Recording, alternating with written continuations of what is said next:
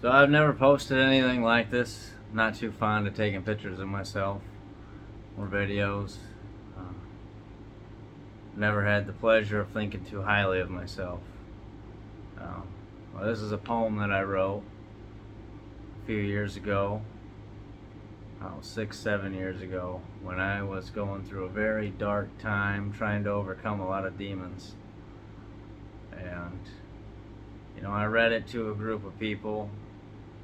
Um, Seemed to help some of them, and a bunch of people asked me if they could have copies and have me sign it even. I just kind of warmed my heart to know that my words had some meaning to someone. So I'm going to read this one. It's one of the first ones I ever wrote, and I just hope that it helps somebody out there.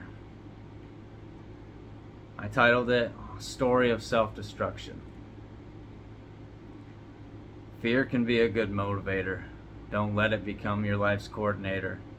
Fear can be overwhelming, utterly consuming of your mind, heart, and soul. Let it overtake you, and you'll be in a deep, dark place. From the world, you'll hide your face. A life-altering force, causing clutter of thoughts and feelings. Too much fear seemingly removes room for healing and any good feelings. It's like fishing for happiness.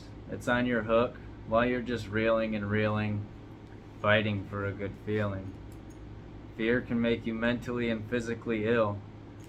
After a while, it's yourself you'll desire to kill. Fear deteriorates your physical being. The joys of life it holds back from you seeing. Creates a void with which you use horrors to fill, to numb, abstractly resulting in not feeling, stunting even further the chance of healing. So you lay there in a dark room, gazing at the ceiling, mind racing, heart pacing, realizing it's become a devastator and keeps you from being your own success creator. You numb some more and more. Once again, for yourself, you've closed an opportunistic door. Like hitting face first on the floor, the fear soon turns into anger. Now, for yourself, you've become a danger. Who you once were is a complete stranger.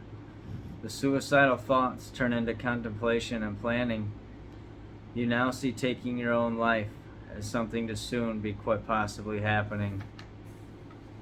Moments of slight clarity come. You notice that you've let yourself become the biggest problem. You've became your own nightmare. When it comes to your self-treatment, you're never quite fair. Yanking out your hair in anguish, disgusted with whom you've become, your self-hatred you wish to be free from. A blissful life is what you seek, yet the fear, now constant anger, has brought you to be mentally weak. Happiness, now so hard to obtain, so far away, so hard to see, like it's a mountain peak and you're legless, dragging yourself along. It appears to be so out of reach, even though it's truly the only thing you seek. However, your mind tells you your light is dim, your existence is grim, you're loaded to the brim, you're no one special, you feel the presence of the devil, your light, your flame, you're rapidly blowing out. The sense of evil, anger, and fear is rapidly growing out of control, really taking its toll. You're burying yourself in this hole. You're the start of your own change. In your life, you need to rearrange. Be the positive change for you, something only you can do. Realizing you're your own difference maker is a game changer. That old, depressed, sick and sad you will soon become a stranger. No longer to yourself will you be a danger. Rearrange, change, and grow. Soon the results will show.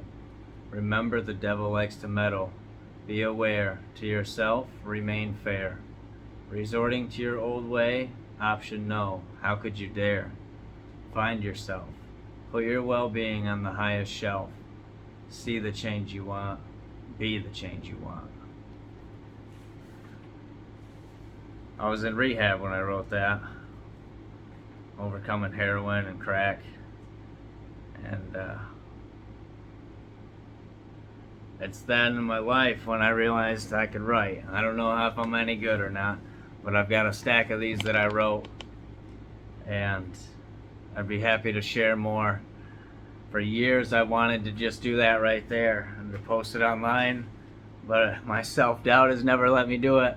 I've always been so afraid what everybody might think from the criticism I might get, just the fear of putting a video of myself online for people to see. But I hope that those words help somebody, and I've got plenty more to share if anybody ever wants to hear.